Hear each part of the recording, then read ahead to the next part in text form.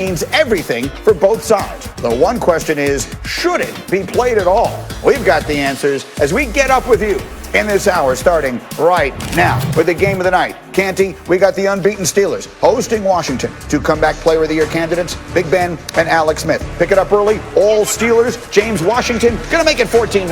Yeah, this is a big time play by James Washington. The Steelers go up by 14 points. Since Roethlisberger has gotten to Pittsburgh, when they have that kind of lead, they're 109, 2-1, so they don't lose at all. We'll call that foreshadowing. Meanwhile, we'll call this scary. Alex Smith bleeding profusely. To be clear, it's the other leg from the one where he had all the problems. Then here's a critical moment at the end of the half. It's 14-0 as you see on your screen. The Washington football team has no timeouts remaining. They're going to race it out there after Alex Smith is sacked and try and get off a field goal.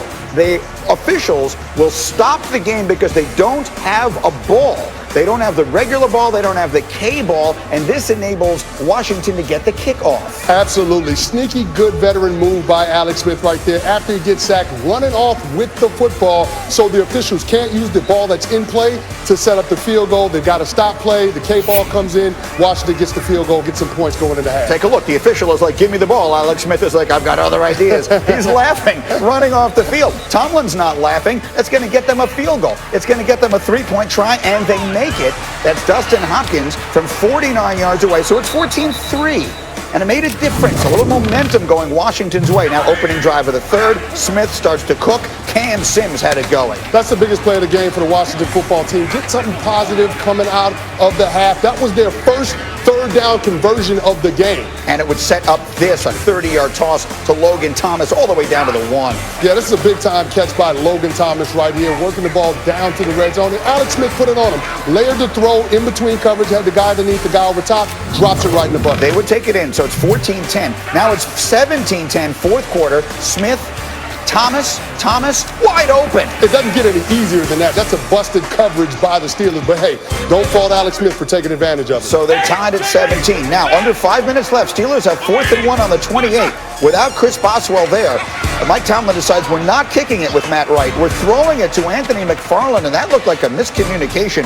One way or another, Washington takes over on downs, and here we go. How about this catch from Sims? This is a big-time catch by Cam Sims. One-handed grab when his team needed it the most. Set up another scoring opportunity for the Washington football team. Yes, it did, because that first down would ultimately lead to this. Dustin Hopkins back out there, 45 yards.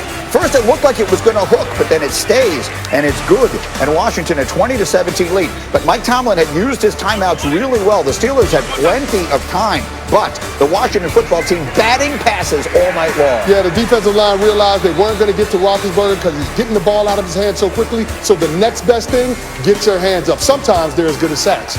And in that case, it was even better because it led to the interception by Bostic, and that's all she wrote. So Washington, the huge win. And we take a look at the remaining schedules for the Chiefs and the Steelers, who now share the best record in the AFC. You tell me where you think the advantages lie. Clearly on the right side of the screen, the Chiefs have the better chance of winning out. We'll see what winds up happening. I will point out that because the Steelers' loss was to an NFC team, if it were to end right now, or if they were both to wind up 15-1, it would be Pittsburgh who would get the critical 1 seed. Remember, only one team will get a bye in the playoffs this year. So with all that said, Jeff Saturday, let me come to you on the simplest of questions. If you watch this game yesterday, you see the Steelers essentially gave up on running the football. They didn't bother to try. Can they win deep in the playoffs doing that? No, this team, and Mike Tomlin understands, they have to get back to being physical. Listen, they don't have to be a top 10 rushing team, but all this spread them out 5 and make these types of plays, it doesn't work. And it was a great example last night when they're on the 3rd and 4th down, right? It's 3rd and short. They decide to throw the little RPO, and on the 4th down, they miss to McFarland. It's those type of plays where if you know you're going to go for it and not kick the field goal, at some point you got to try to run at least one time, right? If it's a QB sneak with Roethlisberger, go get the yard. But Tomlin understands you can't just throw it around the yard when you get to late December, early January football. It will not work. They have to get back to being physical at the offensive line, and they're just not doing it right now, Greeny. Yeah, I'll point out that they played both last night and last week without James Conner, their primary running back, who went on the COVID list. But, Greg, that's right. A big deal was made on the telecast of how Ben is getting the ball out so quickly. Are those almost like an extended running game? Does it work that way? I'm not going to ask an offensive lineman that question. I know what he's going to say.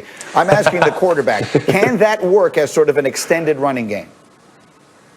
It's not that dissimilar, Greeny, to what we see in college with the air raid. You see these extended handoffs, these short passing games. They threw the ball, for instance, against Baltimore just a few days ago. They threw it 51 times. There were 0 sacks on any of those 51 dropbacks. They also, on those 51 dropbacks, they threw it 37 times under 2.5 seconds. But the reality is, it doesn't matter how much you're throwing it or running it. If your receivers aren't catching it, it doesn't make a difference. Because right now, the Steelers lead the league in dropped passes. They have 31 drops. They had 7 drops last night. That's the most by a Steelers team in 15 seasons. It's the most by any team in the NFL this year. And those 31 drops that I alluded to, the next closest team in the NFL has 21. They have to catch the football. If they're going to go to this short, quick passing game, you better be able to secure it, because right now, if they don't, they're really hurting themselves in a lot of different ways.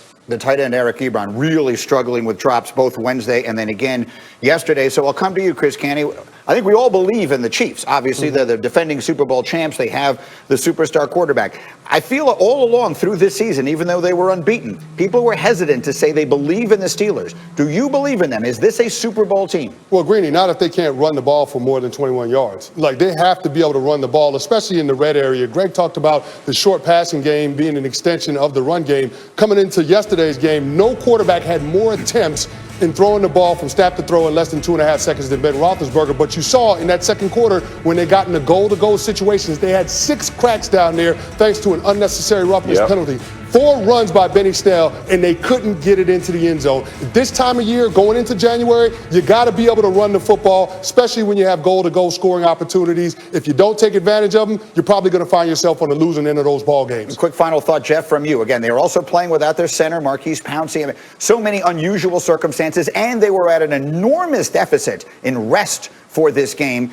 Washington was 11 days between games. The Steelers were 5. I will just ask you, how much confidence do you have in the Steelers going forward as far as making a deep playoff run, maybe even a Super Bowl run? Yeah, I still have confidence. I think Mike Tomlin is one of the best coaches in the NFL. I think he'll get them right. With the defense they have, they're still fully capable, right? I still think they can beat the Chiefs if they play to their level. But ultimately, they have to get physical. They have to stop the self-inflicted wounds of drop passes and not being able to convert third and short running the football. That will be the telltale for the rest of the season. So there will be no unbeaten season this year. We'll talk more about Washington's angle on this and the other game last night coming up. But right now, it is a Tuesday staple. It is time for Jeff to dish out the pancakes. Set him down as a keeper. That is a Tuesday staple. Get some of this. Get some of that. Throw them out the club. Swagoo, throw them out the club. You see them? 1 pancake, 2 pancakes, 3 pancakes. Ooh. All right, Jeff Saturday celebrating the big men making the big blocks down the field. Who gets the pancakes this week? Oh, Greeny, we're going to start in Cleveland. How good has this offensive line been the entire season? Let's see Wills at left tackle. Oh, gets tossed. You see him just tossing the Tennessee Titans defensive end. This is a sprint draw play, Greeny, which means quarterbacks don't get to him fast. What do? You throw him out the club and let the running back get sprinting up and then go to 9, go outside. How does it all get set up? Wills gets 1 pancake for the toss him out the club early and often. Love it by the Cleveland offensive line. 1 pancake, Greeny. Listen, let's move it over. Listen, watch Travis Kelce, how physical he is on this stiff arm. Good gracious. Are you kidding me? I mean, he just gives them a gulch. Kenny, you know what's up with that now. When you see that tight end coming in there, just releasing on my man, giving it to him, dropping him on his back. And look, he wants to look back and tell everybody. You know Kelce likes to talk a little trash. He was feeling good about that. He's running back telling everybody, all 3 fans, I got 2 pancakes for that one. That's a nasty little play by my man Travis Kelce. And finally, from a center, Frank Ragnow, oh my word, Akeem Hicks. He takes my man Hicks for a ride off the double team. Watch his finish, Greeny. Watch the leg drive and finish. You know Hicks is pissed off because look at him re-roll him and then get up there and talk trash. 3 pancakes from my center, Frank Ragnow. That's what I'm talking about, my big man.